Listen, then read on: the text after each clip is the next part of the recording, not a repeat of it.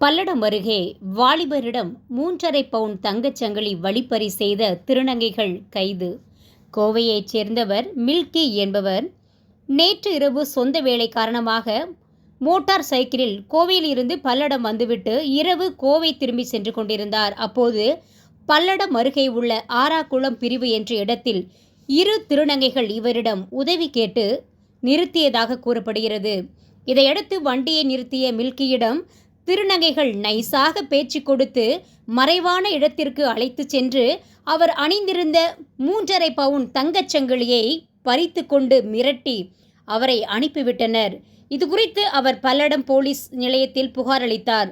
புகாரின் பேரில் விசாரணை செய்து வந்த போலீசார் நேற்று இந்த சம்பவத்தில் ஈடுபட்ட சூலூர் அருகே உள்ள பள்ளப்பாளையம் சேர்ந்த சுபனா ஸ்ரீ பவளம் ஆகிய 2 திருநங்கைகளை கைது செய்து நீதிமன்றத்தில் ஆஜர்படுத்தி சிறையில் அடைத்தனர்.